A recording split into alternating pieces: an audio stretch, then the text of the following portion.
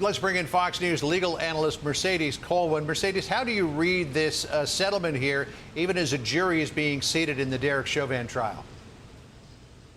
Well, it's certainly a message that George Floyd's life mattered, and that was what's so significant about this astronomical settlement. It is profound when you think about all the settlements around the country. This $27 million certainly overshadows all the other settlements pretty much.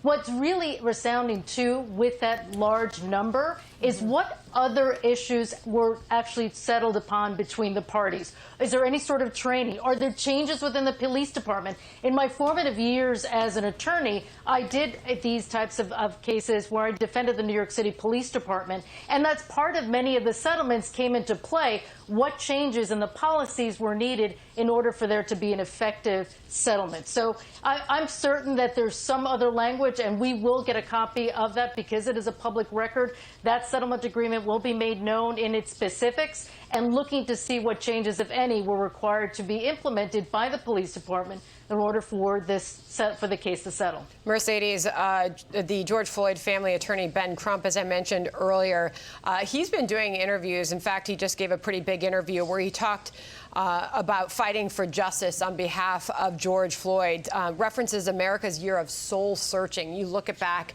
at the events of last summer and the months that followed all of this. In this prepared statement when announcing this settlement for the family just a short time ago, he said it was the largest pre-trial civil rights settlement ever, and sends a powerful message that Black lives do matter and police brutality against people of color must end, was the message from the Floyd family attorney when announcing this $27 million settlement.